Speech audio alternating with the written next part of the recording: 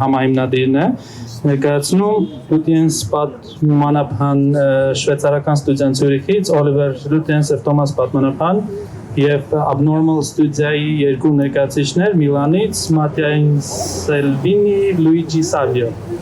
Great. Thanks. And եւ վարելու է կրկին Vladimir Belogolovsky.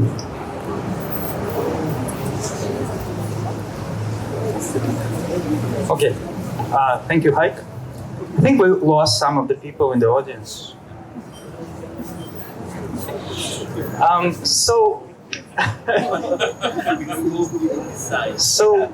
I guess let's start from a similar question. If you could maybe go over some of the milestones in your work, and maybe just quickly say as another half of the question, what are some of your goals?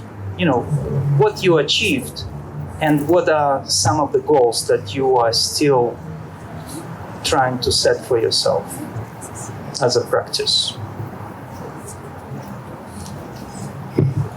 Okay, milestones. You going first, I guess. I go first, yeah. I guess you could see in every country there's an architectural field that is established by certain professionals, and there's a certain consensus and people operate within the field, but then there's shifting conditions, you know? Sometimes, like now, the ground is really shifting with all these questions of sustainability, how to save the planet, social justice and things like that. And when this shift is, there is kind of spaces where there is a deficit. And I think Thomas and I, we really tried to work in the deficit. And one thing we did very early in the career was to kind of abandon the craft-oriented idea of Swiss practice. A very simple example. You know the Swiss architecture with the beautiful concrete surfaces, right? From the magazines. When we started to work, it was impossible because it became too expensive and the thickness of the insulation became too big. So we had to do thin, feeble, ugly materials, you know. Everything looked like plastic. These were the things we could do because we had buildings with low budgets. So what should we do? We could go home and cry, you know, and say, oh, this is so terrible, architecture is finished. Or we could think, what can we do with these shitty materials? How can we do great architecture with shitty materials, with joints and, you know, plastic and metal and all these things? So that's what we try to do, and that's what we're still working on. Second milestone. This was rehearsed, right? Not at all. But you posed a question, so we had a bit of time to think. Second milestone is how do we live together? So we developed some apartment topologies that were completely new. One is a kitchen hall where you enter through the kitchen like in a farmhouse, but it's in a big affordable apartment building. And the other is a maisonette loft where you have no room. It's all open space, but you have incredible freedom how to work in it, and still it's much more defined than just the empty space of the loft. We're going to show both projects on Friday, 6:15. More milestones? No, just an example. So do you really want to live like your parents lived? Are you different people? So when you move into an apartment, you want a different apartment. Maybe you don't want to you want to sit in the kitchen and talk with your friends and meet them. So a new way of life will create a new architecture. So I think that was missing this morning in this discussion of with investors. We need a new way of life because we probably cannot afford the old way of life. So the way of inventing a new way of life and making that affordable, that's another goal. No, it's too much. So, okay, from our practice, some of you maybe was there yesterday to see our lecture. We talk about our project. We are architects, but we mostly work in the field.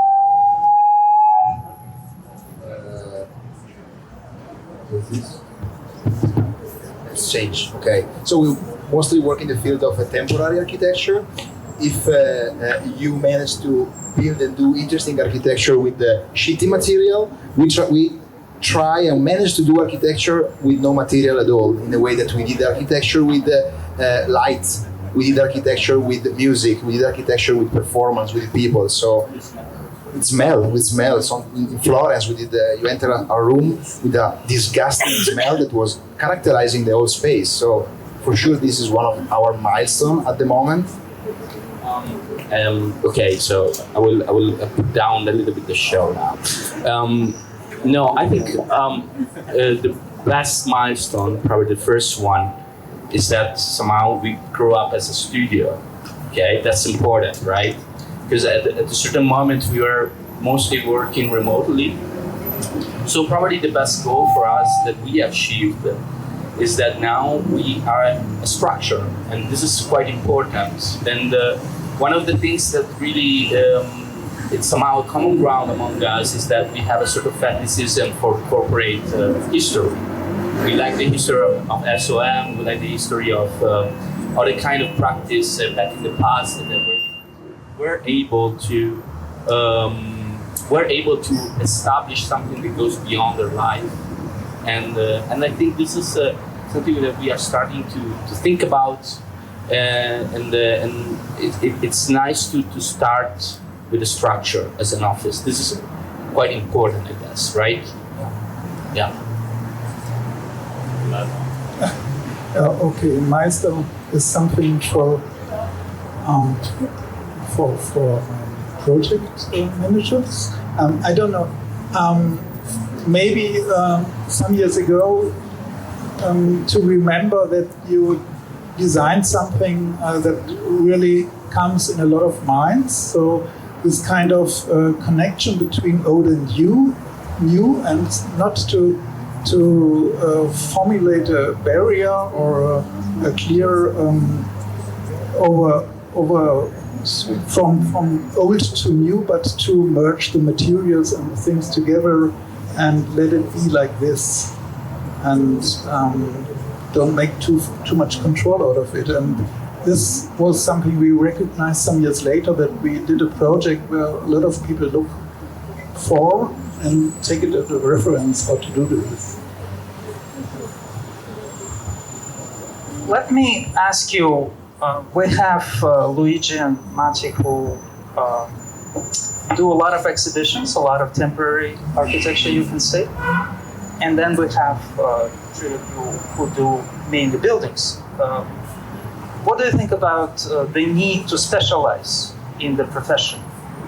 And do you consciously do what you do because you are kind of channeling into a particular direction your work? And are you at a crossroads? What are you going to do next? Are you going to continue in this direction? And did you choose this situation, or you just found a particular niche and you're happy about it? That's is it working? Okay. That's a quite important question, I guess. It's coming from Milan as a background, Italy as a background, we had to invent ourselves after university. Because of course, university prepare you to become an architect, but there are not many occasions in a place like Italy, which is, overwhelmed by the debt. There's no money, nobody wants to build, and it's also very difficult to find spots where to build. Of course, that was, let's say, the main framework in which we operate, and we had to find a way to make an income somehow, but still trying to use the skill set that we learned at the university. So that's why we end up to do exhibition design, and I think it wasn't really something that we wanted, and it happens, and sometimes we feel a little bit frustrated by that also. So coming back to the word specialization, it's something that we don't really like. We felt a little bit contained in a box, and especially it's something that happened in the gaze of the clients rather than in our perception. when we try to approach a new project, it's so difficult because we don't have any background history. So sometimes it's limiting. But as a, let's say, as a human being rather than an architect, as three human beings, we find ourselves more in the Renaissance description of architects. So it's somebody that can do most of the artistic direction, artistic operation of, behind architecture and behind, something that is creative. So, I mean, I think specialization is something that we shouldn't really care of anymore in the future. You want to say something? Yeah, maybe in our practice, specialization is very important for other disciplines, for sure, like medicine, engineering. But in our point of view, as a creative field, specialization feels more like a branding and marketing strategy. I want to be that guy that does those kind of building. It feels more like a market necessity to be recognizable from the Instagram page rather than a necessity from our interests. So we like to do as much broad typology and project as possible. So, yeah. I was also very surprised. Yesterday I asked you about, because you do exhibitions, right? Yes.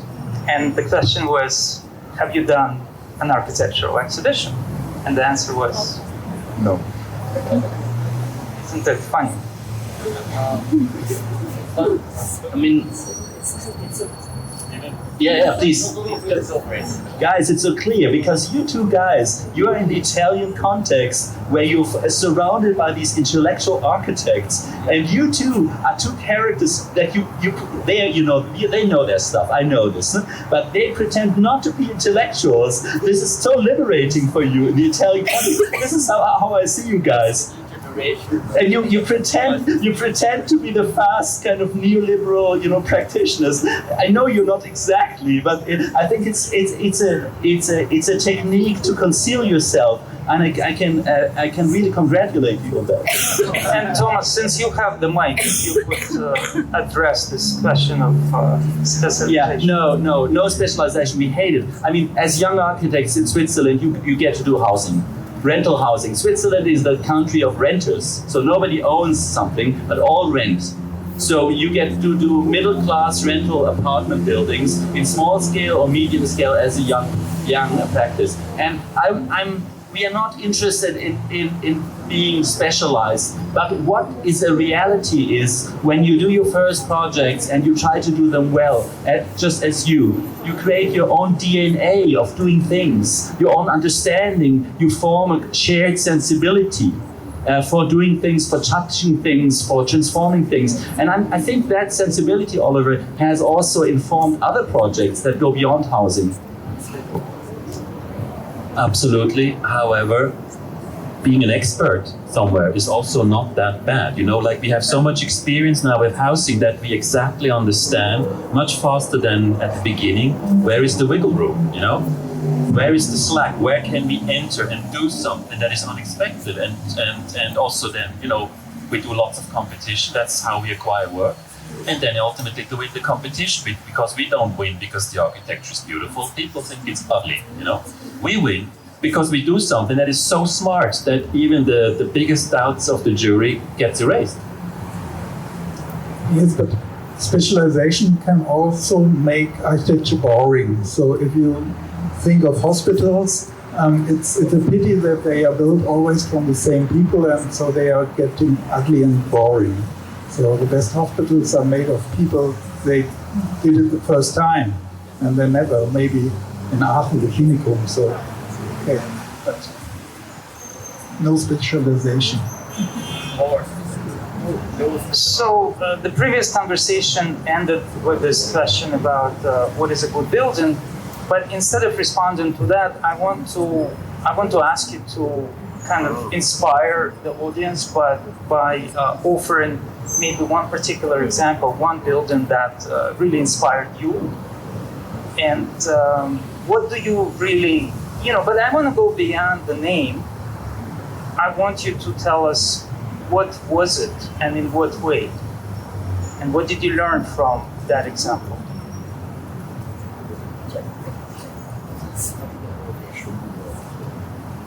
provocation because I really love this question and I want to see what do you guys think about this. I don't know if you know the game GeoGuessr.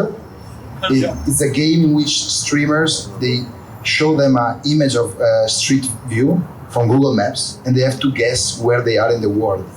And it's crazy that they never use the buildings to understand where they are, but they use little details of the street or the lamps. So architecture is the less recognizable thing of a city.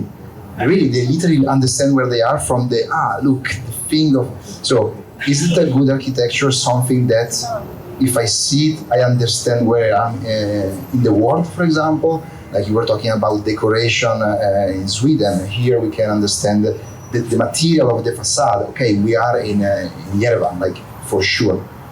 In your case, I think you can understand that you are in Switzerland. So this is my provocation. Is it a good building, the one that you can tell the identity of it? I think it's just one of many answers. I believe there could be a good building which doesn't tell you where it's from and where it's standing. And in fact, you can actually put it somewhere else and it will still be a good building for other reasons. And buildings do travel, by the way. So, as Thomas mentioned, when we started, we could only work with cheap materials. And I think a heavy source of inspiration for us was the work of Venturi Scott Brown. And I'm sorry to bore you with that. We can see that in your project. You can?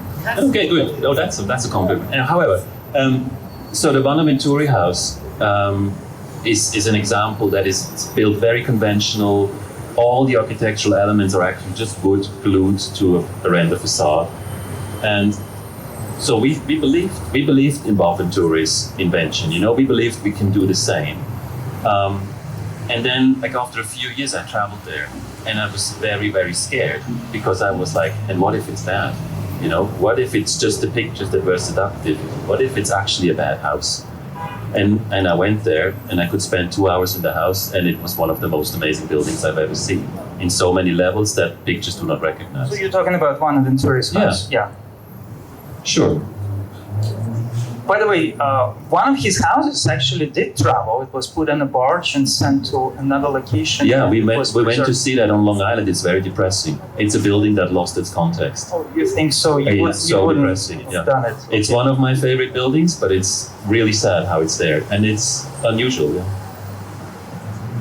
So what exactly you learned from that building? Which building? The Bonaventure House. Yeah.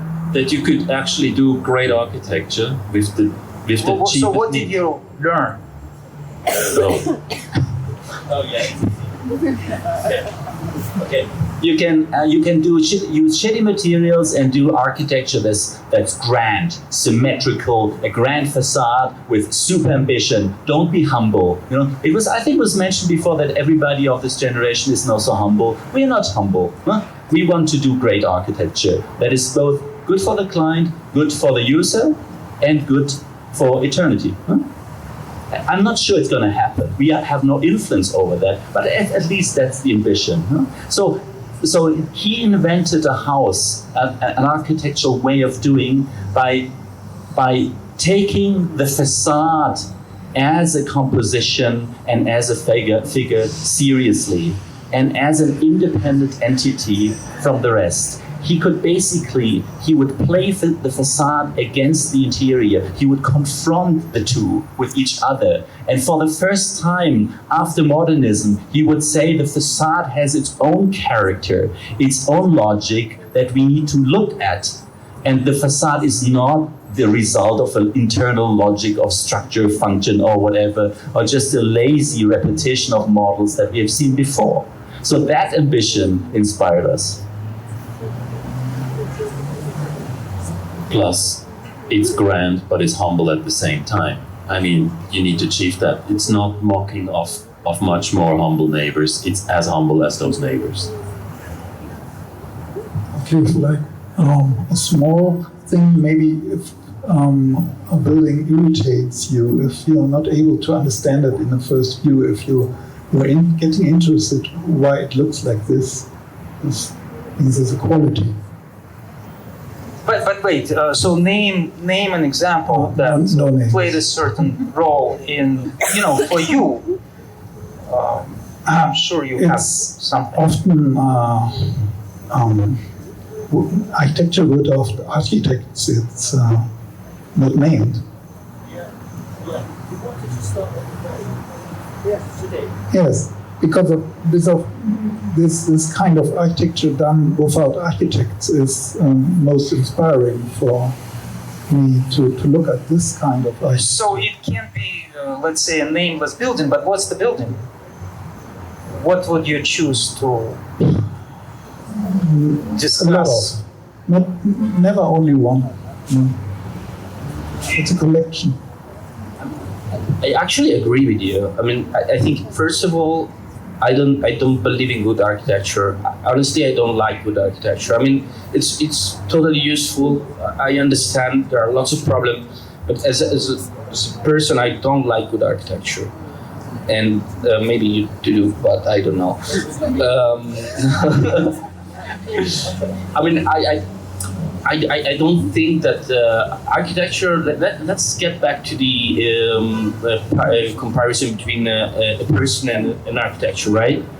I don't think there is a good person, a totally good person. There is light and shadow, and I think interesting architecture is made out of successful solution, but also mistakes. And I personally believe that you cannot really judge an architecture without judging the history that start at the moment the architecture is built on, you know? I believe so. I believe so. No, let me finish first. You want to talk more, too much. And second of all, if I would say if there is something that totally inspired me, honestly, I don't remember. I mean, I can tell you what is inspiring me at the moment. I'm into Gunnar Birkens at the moment. Because of the compression of the openings, and I do like that because it's a really kind of sort of autistic way of drawing a facade. And since we don't do that much residential, we tend to like something that abstract the idea of architecture. So that is something that I'm into at the moment, but. I cannot remember a special, moment in which I just realized, oh, this is really is changing myself. No, I mean, I agree with you, but you know what also is very therapeutical when we went to like New York, you know? Yeah. So it's not about one building, but you go around the city and you're like, oh, this is amazing, look, SOM, the tower, the detail, Inimpe. So it's more about the experience of a whole choreography of buildings that give you a vibe or a feeling. You remember we were so happy. Also today, same, like strolling around the city and getting parts of everything is more important maybe than one single lesson of one building. Yeah. So you have difficulty to name something specifically. Yeah. But I want to ask you another question about architectural details. I have a can I say something specific? You're gonna name something? Okay. No. Can I reply? I mean, come on, you guys. You everything you touch is beautiful. Have you seen their project? Everything they touch is beautiful, and you don't talk about beauty. Beauty is at the center. Our common friend Pier Paolo said, "Beauty it's about beauty." Huh? It's about but good architecture. Sorry, good architecture is not beautiful architecture. I mean, it's a completely different thing. Come on. I'm on Björn's side. You know, ugly buildings have good energy too. You know, it's like human beings. You know, we don't need to be beautiful, everyone. You know, it's about truthfulness, and in ugliness, there's truth as well. Come on, I'm not talking about the prettiness. We're not talking about deep beauty. The medieval philosophers said the only way to beauty is through truth. There's truth it's about truth, and then out of truth comes beauty. Like I think it's really important because we are in a moment of deconstruction of a lot of values of the society. So what was truth for the Renaissance man, the symmetry, the beautifulness of something?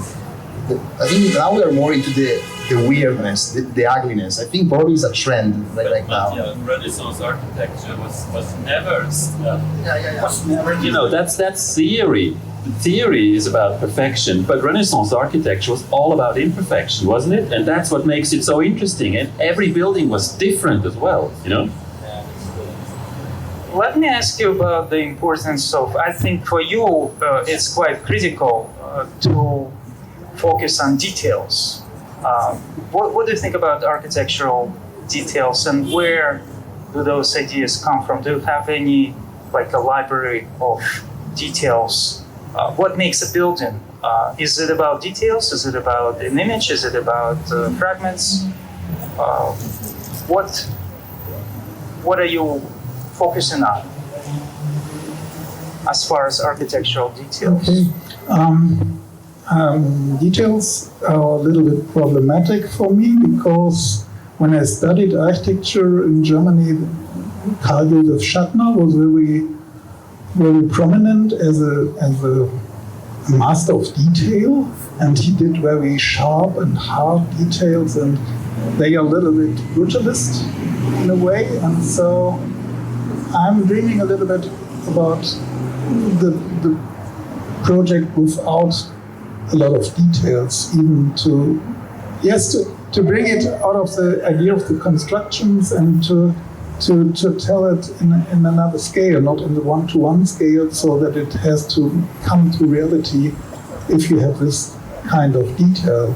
It should be so clear that it functions on another level. So the detail, but not always. You're saying a detail is not very important to you, but what is important? The story or the idea, and to bring it into the construction.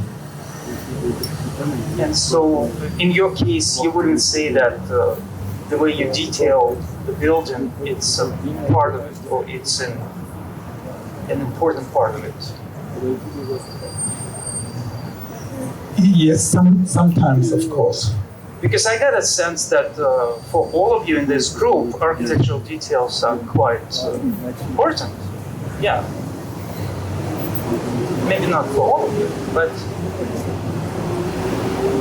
I think maybe as an example, the Upper Lawn Pavilion from the Smiths is a very fine project because of the story behind it, and out of the story there are coming certain decisions about material and price, and they are not really details, but it's a perfect house because of the story behind it.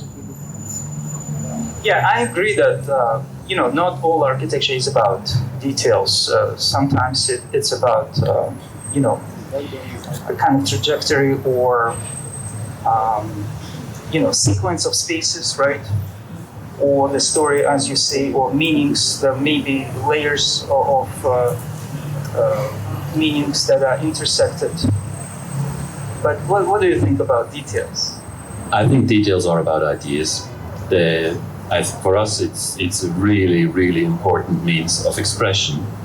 But Morten showed the Leverance Flower Pavilion yesterday with the glass planes just attached on the concrete facade, and that gives a flatness to this facade. You see no depth and no weight whatsoever. It looks as if the whole building is made out of paper, even though it's made of very massive, heavy material from outside, and then from inside it's the other way around. It's a structure. You see no window. And the flowers are the thin and fragile thing, no? And this is all about ideas. This is not about keeping the rain out. So therefore, yes, for details. You actually mentioned today one particular very sexy detail that actually you try to express in all of your work. Can you share that? I guess we're going to share it on Friday, aren't we? But verbally. verbally. It's the open corner, you mean? Not No? the corner, but the facade detail of how you treat the surface that kind of peels.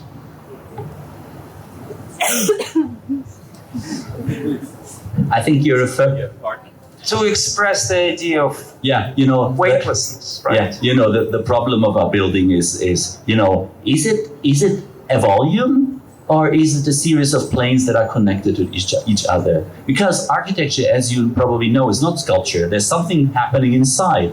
So the relationship between the different facades is really a question. Huh?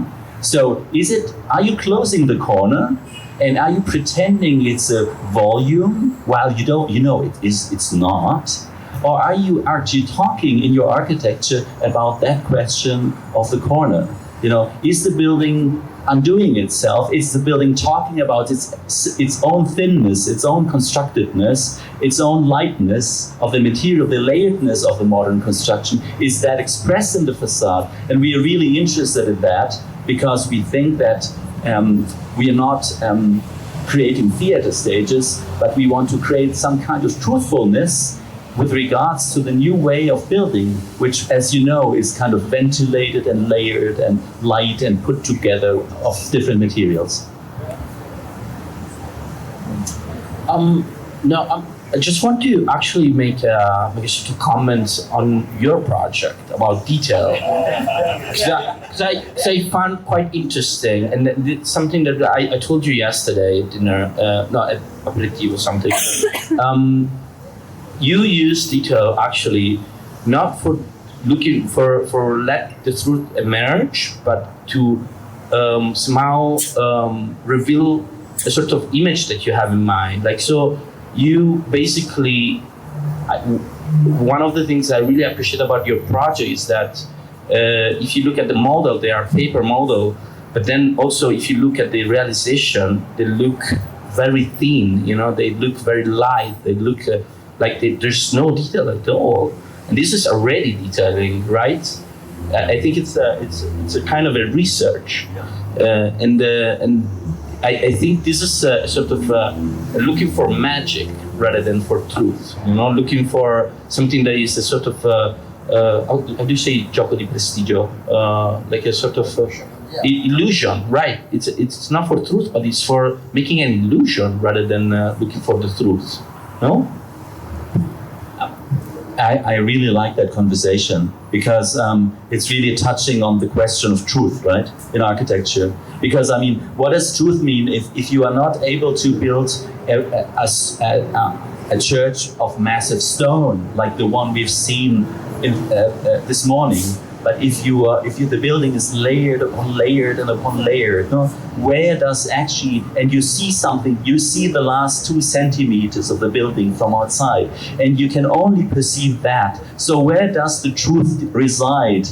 That is an extremely interesting question. So are we able to bring indirectly a level of truth, or are we playing a game of illusions? No, yeah. Probably it's true. Oh, sorry. Yeah. Now we pass through. No, maybe it's true that truth and beauty goes together. Maybe it's true because in our project, for example, again, we work a lot in temporary exhibition. We try to expose everything. So expose the technical parts, expose the lighting, expose the wires, the cables. No? So in a way, maybe our way to express truth and also beauty is to expose all the material and all the ingredients that we use for a particular kind of set design and installation. So maybe sometimes the truth stays in the illusion, and sometimes the truth and the beauty stays there, exposing everything that you're using. So I think we play with this. No? Yeah.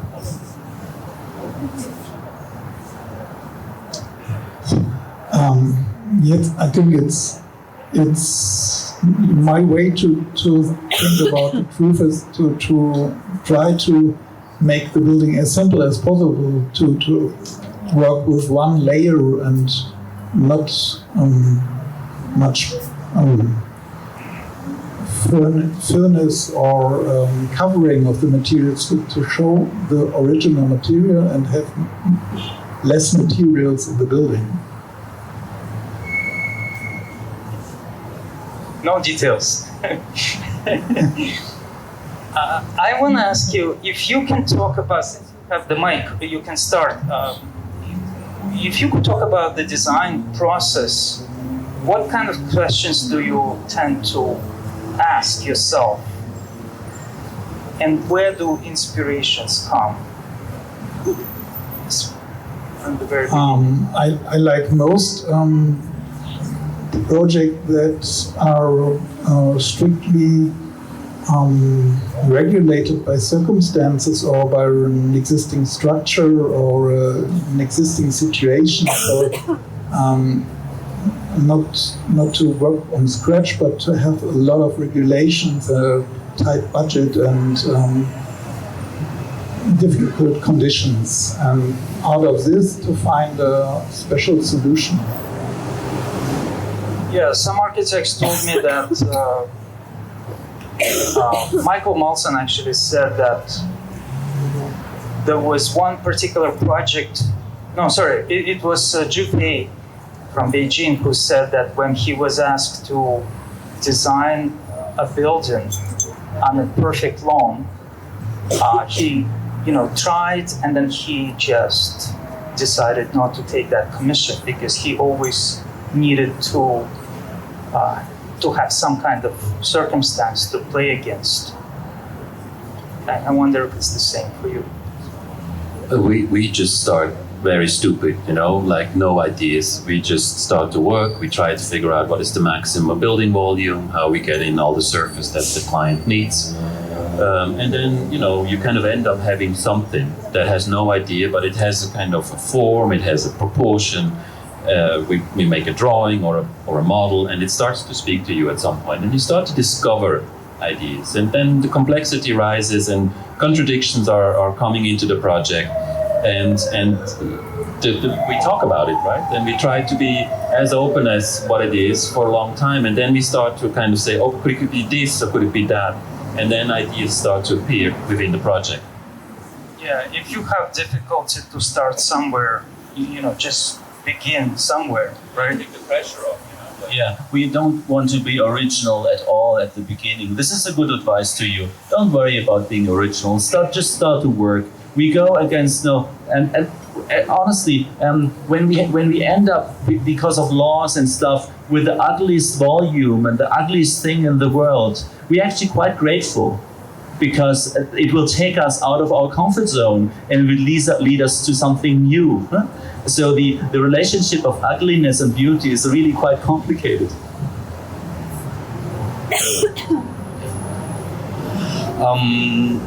Okay, so for us, there are some kind of list of possible solution that we try to put on in the early stage.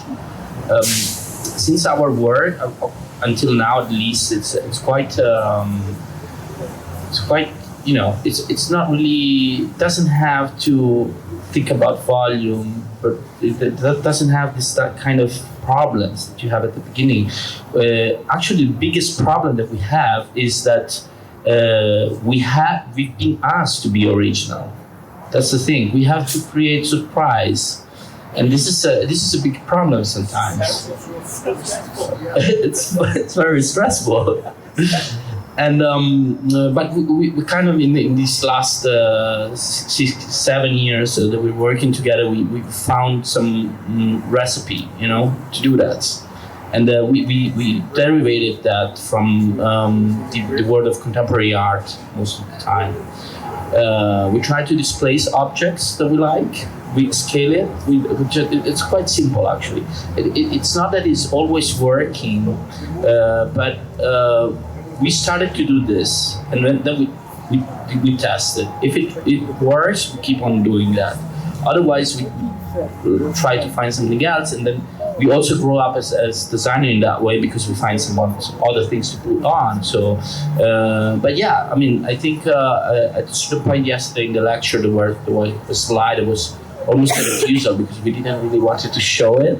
But it was just black with text, scale, displace, and replicate. Those are the three things that we always try to do. So we, for instance, if we really love an architecture, we try like to get it and place it in another context and let's see how it responds.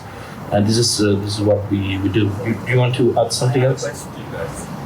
So yesterday you said, I don't remember which project, you said that the fashion industry is working with mood boards. Yeah. And that you needed time to understand how the mood board works.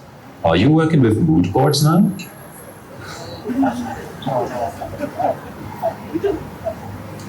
Not really, not really. I think to add something to what Luigi is saying, it's completely true. We have to surprise, we have to have a wow effect. It's annoying, but we have to start with that. So what will be the first reaction of a visitor, a user, when it enters the space? Also for the Gufran pavilion with the stairs. So it's literally like a movie. So what is the opening scene? So boom, something, explosion. Then what's happening right after the explosion? So you start to enter the space. What are you feeling? What are you listening to? So it's not about mood boards, but a series of moods. So it's not the mood board looking as a Pinterest board. It's more like a series of mood that, that creates the experience of the space. I think we're forced to do that. Or I don't know. Ask, yeah. How do you communicate among each other and to the outside about these qualities? We work with presentations, like literally in design presentation, but they are stories. Like it's very important to.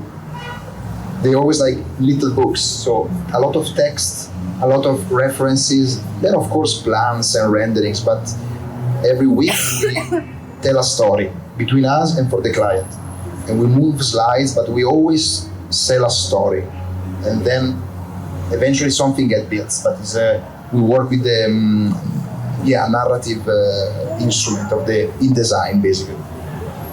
Yeah, that's totally true. Like it's a sort of master command of what we are presenting. You know, like we have this document, and then we start like to put the things, the very annoying things, the data, and then suddenly we started like to put some tags, put some ref, and then start renderings, testing, and whatever. No, but about the mood board. I mean, I don't find the word mood board very negative. I know that it's kind of annoying when somebody comes to you with a bunch of Pinterest images, but it's the way people are trying to communicate a sort of a perception of a space that they want to have it, right? It's really, I mean, we started like to at least to give a little bit of theoretical background to the word mood board. Because it's quite old actually. It comes from the understanding of feeling about a space that can't formulate it. So it's really about the atmosphere and the emotion that you feel when you enter a space. And this emotion is not just done about thanks to the dimension of the space, the detail, or the material, but it's also something else. You know, it's there is something that you cannot really grasp, and you might grasp it putting together images and then creating meaning. So, I mean, I don't find it negative at all.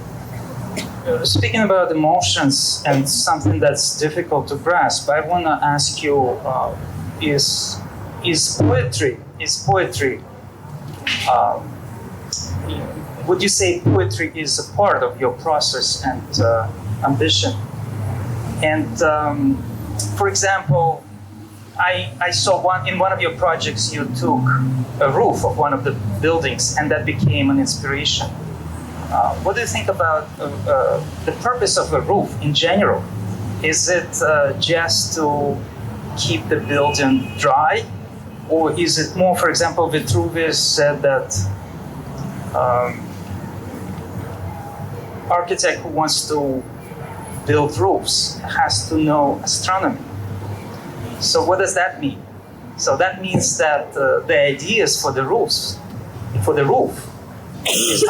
they're not coming from what's under the roof. They're coming from what's above the roof. And what's above the roof? Stars, dreams, and aspirations. Meaning can be anything. What do you think about that idea that something could be anything? We human beings, we are beings of expression, aren't we? So we have language to communicate, but then when people make poems, they use language to communicate about something else that lies beyond the words that they use. And the same is true for music, the same is true for literature, and the same is true for architecture. I mean, we were jokingly before saying that abnormal is not doing architecture. There's no toilet inside, you know, because usually architecture contains lots of facilities, and it houses people and it keeps us warm. But a building that caters all these functions is not architecture. Architecture is what is beyond that function, and whatever that is. And I think each answers this with a kind of personal idea. It comes from us inside. Yeah, perfect. So Nothing to declare. we have a consensus, I guess.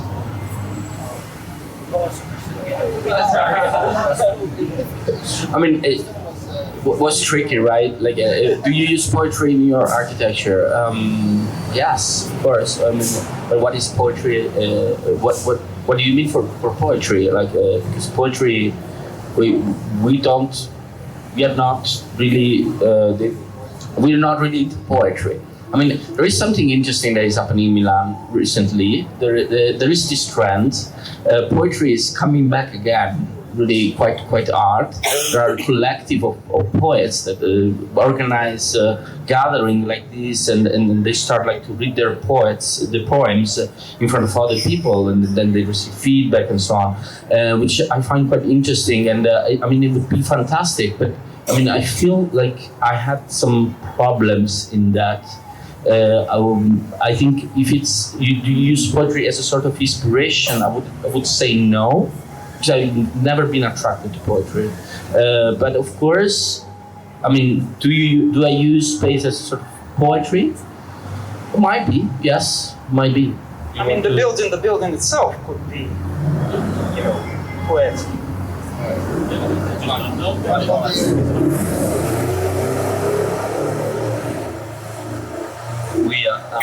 I mean, the poetry is maybe, if I see it as a metaphor of things, of effects and feelings you cannot fully explain, you know? Then I'm on board with you. We also, I mean, I'm not into poetry, but we think that there is a possibility to go beyond the function, beyond the satisfaction of the client, beyond something, because there's a clear difference, guys, between buildings and architecture, right? Buildings are just the stuff that is filling the city, and sometimes we have the chance to do architecture, and that's the nice thing about our profession, you know. If you fuck up, it's still a building, you know. I wonder, what do you think about the importance of scale? And you know, in the last discussion, I touched on this idea of playfulness.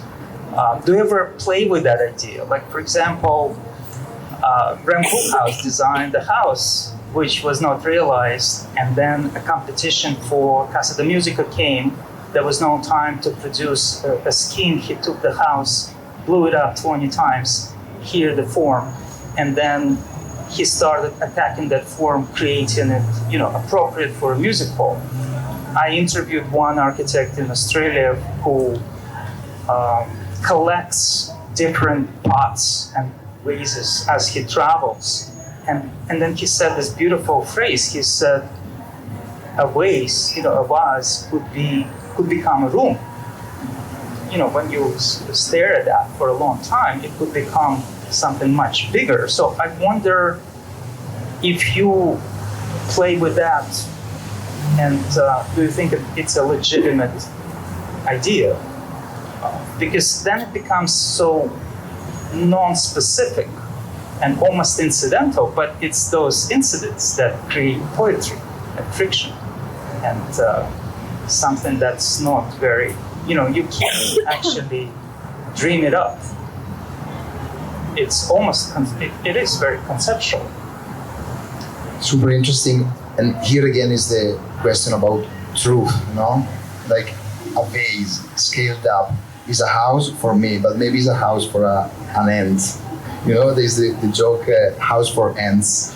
So what is the scale? What is a house for me, and what is something else? We use it a lot in our project, but also starting from the digital representation. For example, in the first images, we were using literally letters like A, B, C, scaled up, and use them as pillars for fictional buildings in our images. So the letters becomes structural element of a fictional building. Also, more recently in the project for the exhibition in Bolzano Renaissance, we use fabric for packaging to create 5-meter colossal curtains. So the guest doesn't have an idea what he's looking at. Is it a curtain or is it a very big packaging? So it's very interesting. There are more examples, but also what Luigi was saying, scale, replicate. Always we have to do with this idea of taking basic shape and trying to stress them. Triangles a lot, pyramids we like lately. I don't know why, but we love that kind of stuff. We always love pyramid. Yeah. So, no, I don't know why, but we are doing a lot of pyramids in different, as a display for shoes, as a roof. We are trying to now do it in an even bigger scale for a public festival somewhere. So even try to take the same shape, scale it, and see what we can do inside it, but keeping the same shape, basically. So you want to also. And scale is an incredible, important mean. And I'm not sure that Casa da Musica is really about scale, it's more about upsizing. Because when you look at the building, you can't really read the scale of the building or the size of the building. We made a house in Binningen where we used the window motif to tie together 2 windows to make it appear really big, because it's a small house. And then we put conventional sized entrance door with a little canopy on top, and next to it a letterbox that is shaped like a cat. So very figural, very clear, very eye-catching. Victorian. No, rather Hayduk. And the scale of the cat and the smallness of the cat makes the bigness of the windows even bigger, right? However, everybody notices the cat first. So everybody knows the building because of the cat and not because of the amazing big windows that we tried to achieve.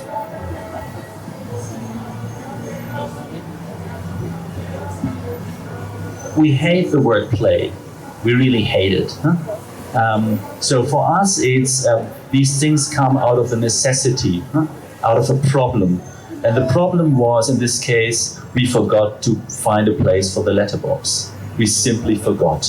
So, so we said, should we order, these letterboxes that come on a stand, and you put it in front of your house? We could put those, or maybe we can do something crazy and strange. So for us, this aspect of going beyond is an aspect of transformation. We take something that we need, something that's practical and necessary, and try to give it a form and transform it. But it's still grounded in the necessity and in the function and in the construction.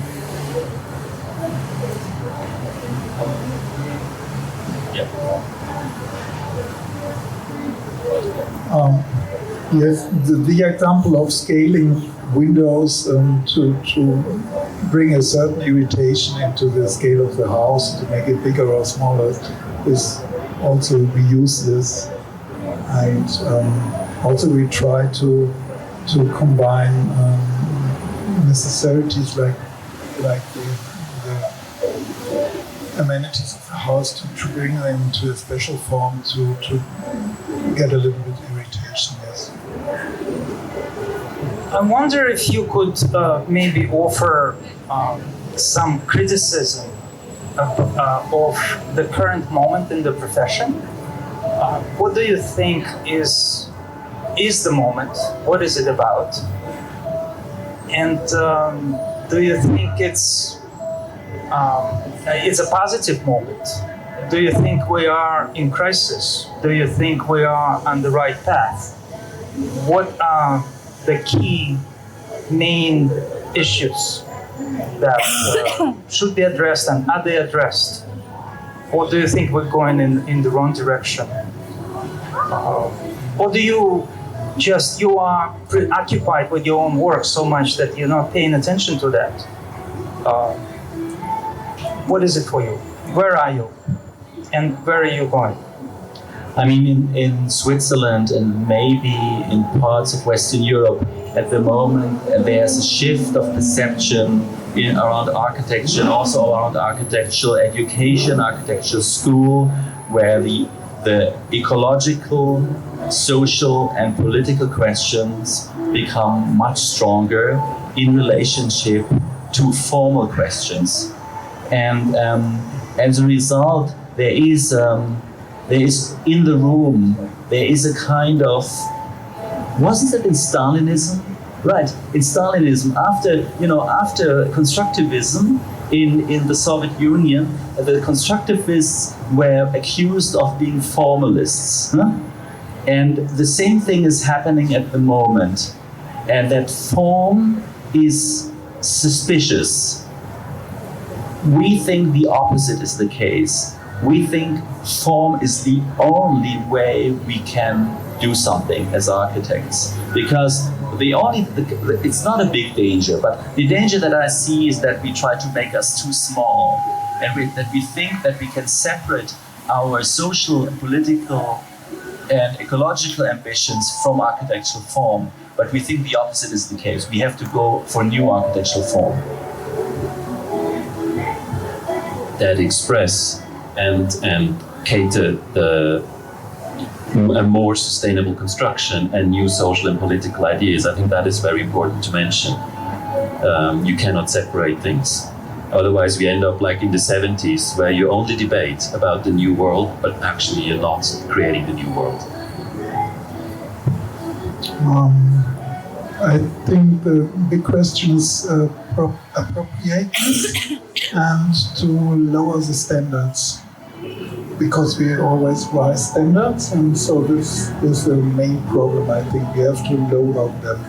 We have to build easier, we have to be more smooth with a lot of things.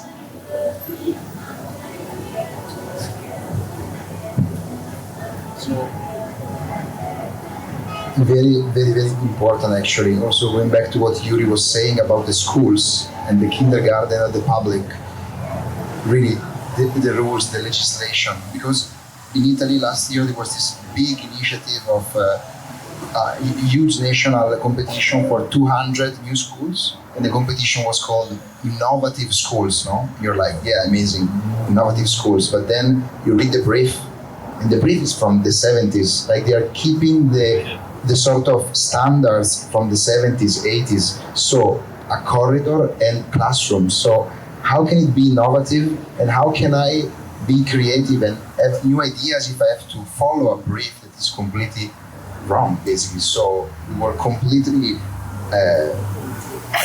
we hated it, basically. We hated it because we didn't like the results of those projects, but it was not about, there is plenty of intelligent and very good architects in Europe, in the world. But the problem is that most of us cannot do things for the rules and for the norms, basically, I think. Yeah, and since there's plenty of students here, I would like to add that when you study architecture, usually the study program is that you have plenty of lectures, but the core is designing something, right? But that doesn't mean that when you finish your studies, you need to become a designing architect, right? We have so many great people on the client side that studied architecture, but actually I have the feeling they can change much more and much faster on the client side. And your example is exactly that. You know, if somebody would say, hey, these norms are bullshit, you know, there's no innovation in that. We need to make a new program, right? Then write the program, then organize a competition, And then you have the innovation, right? You create the space in which architecture can happen, no? And that is very important. Anything, private clients, public administration, planning, anything.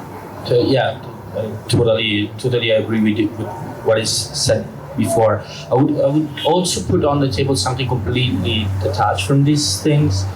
I mean, I think somehow there was a moment in history of architecture where architecture was challenging. It was like pushing people to think about stuff, to try to think about problems, to also give a space for demonstration and so on. My opinion is that today, the architecture that I'm seeing around, because as we already said many times, we still like in the moment of doing first architecture, is that it looks like architecture is becoming comfortable. And I don't really like that. And somehow it's also making architecture boring. And sometimes I wouldn't say that today architecture is beautiful, but I would say that it's cute, which is a completely different adjective, a completely different quality. I mean, I'm missing a little bit that feeling of challenge and being a little bit, also a little bit crude and raw. I would like to ask that question that you just asked about the current situation and the current possibilities and dangers, and put that to the audience and to people, professionals and young architects and students. And we would like to, I can speak for all of us, we would like to get from you feedback also during the next days, and maybe you can show us things that are happening in the city, young initiatives, projects and so on, because I feel that there's something brewing here that's really positive and really interesting. And I'm doing a risky thing now. I'm now doing a speculation of what I see here after just one day. It's really stupid, so please forgive me if I say stupid things. I saw a building culture that was really skillful, full of craft. Stone plays a role, but not only in the city. And then I saw some new projects emerging, commercial projects that were adapting building technology from like standardized ventilated building technology in a new way that we can see all over the world. And I see a big danger there, whether the architectural culture of this city and of this country can somehow absorb, this new attack of this cheap, stupid, ventilated facades and not make it their own, because you have so many things at hand. And I was told that the stone facades that you build are not more expensive than the imported systems that are, just thrown onto the concrete walls. No? So I have that idea that there is something brewing in terms of building technology that's coming to this country, that one has to look very clearly in the eye and really see what you can do with it and where you can take it and where you can avoid it. That was my first impression. I think, just to conclude, let me offer maybe just a few words about where, I think the profession is now at. And I would like to finish maybe by asking you if you agree or disagree, and for what reasons. But I think the architecture is in crisis. And it was not always in crisis, but I think we are maybe at the end of a cycle. Definitely not in the beginning of a cycle, because a lot of people are getting tired of where we are. So I think we are at the end of a cycle, and maybe very soon there is going to be a significant change. Not maybe, for sure, there will be a significant change. But the crisis, I think the crisis is here because we seem to figured out all the answers. And I feel that a lot of architects, a lot of professionals know exactly how to build a good building. You know, we're struggling to even identify what it is. But at the same time, there are all kinds of recipes given to us. And for example, there are many exhibitions where they just, you know, they're very political, I think. They are telling us, the curators, by the way, not professional architects, they're telling us, not us, you, they're telling you how to design a good building. What is a good building? And one of the features of a good building is you never start from scratch, for example. And somehow we have a consensus that this is how a building should be started today. Never start from scratch. But why? Why don't you play with that idea? Why don't you go around it and do start from scratch? What happens if you start from scratch? You are given all the freedom in the world. But then, you know, a lot of architects tell me, I would never do something like that. I'm not interested in that problem. But why not? So this is one reason why it's in crisis, because you don't want to start from scratch. You don't want to get this responsibility of doing something from scratch. Then, so you have to attach yourself to something else, which is already existing. And then there is a relationship with nature. You cannot do a building without today. Otherwise, it's not considered to be a good building if it's isolated from nature. But what if I have an idea about doing an architectural piece on its own? Well, today it wouldn't be considered a kind of welcomed proposition. So that's another crisis. And then there is this idea of authorship. The authorship is over. You can't just stand up and say, I'm the author. I had a dream. I saw a painting. I found my idea, you know, in the sky. By the way, a very legitimate idea. I looked at the sky and I saw my project. You would never say that today. They would say, you're crazy. You have so many problems here. How can you look at the sky? But if you don't look at the sky, you overlook so many ideas. There's no friction. So I would say that, because today a good building can be only be done by a collective. You have to have a collective. Björn says, we never start a project with a single authorship, with a single line. We always ask everybody. Why is that important? But we always ask everybody to contribute, and then we discuss, and then we move on. And it's never about one singular author. So these are three things, for example, that, and then there are a few more, but there are not many. And it seems like a good building is never about something else. It has to be about these few things. So do you agree? Disagree? Do you participate in this game?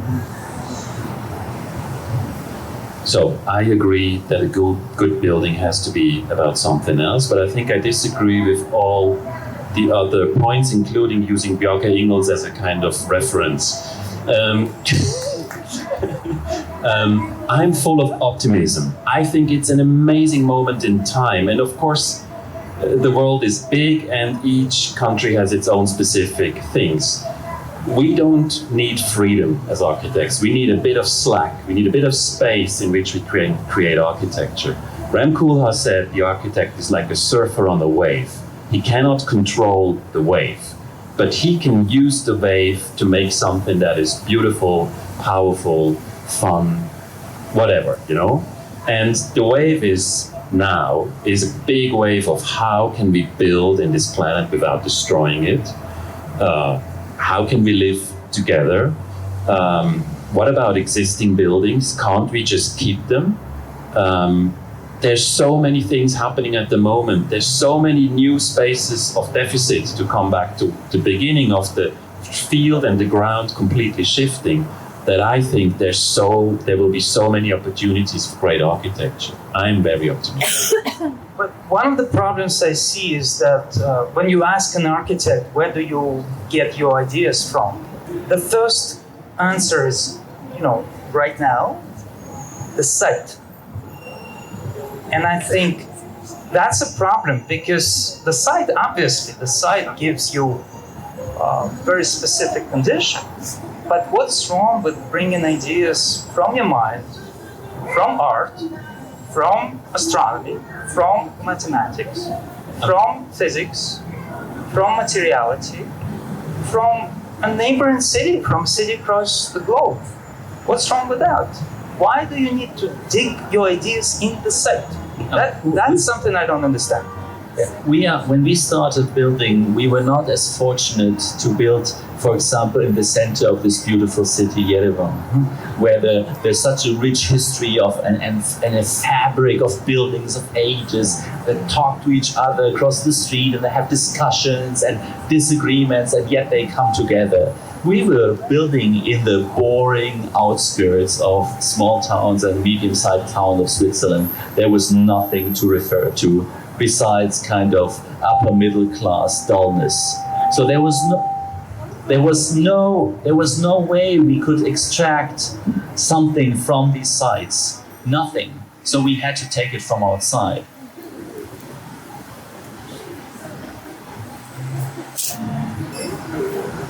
Yes, that's. I mean, you have to take it from outside when you are in a boring suburb. I mean, like Switzerland, but like for us, it's completely different task. No, for us it's completely different.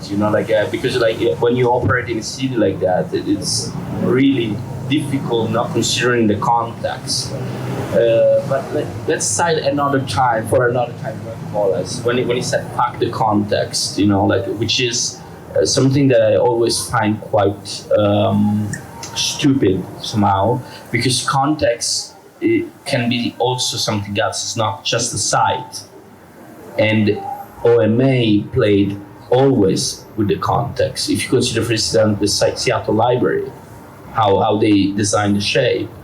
The procedure for designing the shape, it's contextual. And I think context means a lot of things. I think architect cannot operate in a sort of vacuum chamber, it's quite impossible. Maybe it's something that we can do sometimes, but I don't think architecture can be done from scratch, because it's not art, it's something else. And you disagree, okay? No, but I totally agree. I'm just saying that art is also operating. Every painting that you paint today is in conversations with all the paintings that have been painted before. We operate in a world of ideas, and you participate in the world of ideas. Even if you have just seen in a lecture a building by Corbusier and you will never forget it, and you have never been to Paris, it will be part of your memory. It is part of your reality and part of your context. Something completely agree. How can we start from scratch as white European males? Seriously, we are in a context, it's impossible to be embedded in it. So, to quote another, I think a genius, a bit pop, not like Bjarke, but still pop, is Virgil Abloh, that did this famous GSD Harvard lecture. He's a trained architect, but he said, you just need 3% to innovate. And what he did with the Nike shoes in the collection. So if, for example, you guys, I think you found your 3%, maybe even 5%, but if you find your 3% of innovation, I mean, that's it. It's impossible to think about starting from scratch, at least from these geographies. So that's why also people are trying to look at different geographies, different culture, different way of thinking, because maybe there, somewhere else, not in Europe, you can maybe find something that is 10%, but here, if you find 1-2% of innovation, I think it's already an amazing goal, I think.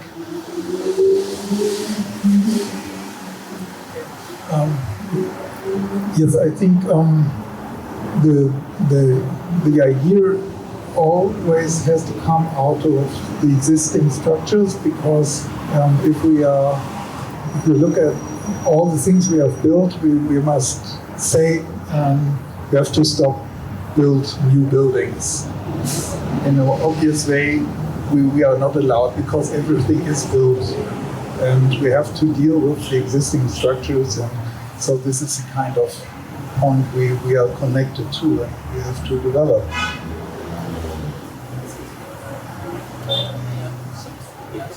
About the other, because you said like tabula rasa from scratch, the nature, and then also it was about the third one. Also, yeah. Let's start for instance with nature. I mean, I think it's really like something that we have to go beyond the conception of nature as sort of something that is detached from us. The dichotomy between culture and nature is something that has to be eliminated, I guess, you know. And I mean, of course, putting some greenery inside a building, it's a sort of a greenwashing or some other kind of operation most of the time. It's the cuteness that I was talking about before. Yet, I mean, I have in mind some fantastic project. I've been in Ukraine, of course, before the war, 3 or 4 years ago, and I visited the National Library in Kiev, which is an amazing modernist building with this amazing slab with the tower, and it's kind of really heavy, and the inside, because of this heaviness, it started like to put greenery. I mean, I think Homo sapiens it didn't change in the last 100,000 years, maybe even more, and that means that we probably need greenery to survive, you know, to have a feeling of a pleasant feeling. But that's also why we copy from the past, because our body is still in that way. So I mean, why inventing something completely different? I mean, the picture proof is still the picture proof. Why do we have to invent another kind of roof? You know, like. I mean, of course, I appreciate some experiment from the Russian avant-gardists. They are amazing, of course. But let's try to consider what is normality for us. Sometimes architecture doesn't have to be something completely, extravagant. You know. My point is that you may not need to invent a roof, and you may not need to invent it, and maybe most of us don't need. But if there is one person, one architect who wants to invent a different kind of roof, and that's important for, you know, the storytelling about the building, then let him do it. That's my point. But I think we're not saying that innovation is over. I think on the contrary, now is the time. But there was one phrase a few minutes ago, which was architecture is not art, and everyone kind of agreed with that. But I disagree. That doesn't mean that architecture is art. But I think what's important is to believe that it can be art. And obviously, you know, Richard Serra said that architecture is not art because, it has to deal with plumbing. But Richard Serra was always inspired by one particular building. Right, but still, I'm on the plumbing side. I mean, I think no toilet, no architecture. Sorry, guys, you're moving. No. But go, guys, you're getting there, and I'm including you. I love you. I mean, I'm including you in the phone. So no, but the thing is, I mean, I think this is a very, very important conversation that we're having. I mean, addressing you students and your future professionals, when you continue to build on something that is existing, you can work on very small projects that have a big impact. So the powerlessness of a young professional who does not know where she or he goes, how do you do a project? If you work in a context, and we have had that conversation in the group before, that's an extremely powerful strategy to start your work, to do really interesting work, to find your own voice, your own sensibility. So I think that's so important. Huh? So you can change the world with small steps in a context that you can control, that you can understand. Huh? And I think for all of us, we are still doing small projects. We started with a small project, and you can really kind of reinvent the world in small projects, much easier than in big detached individual projects. Thank you.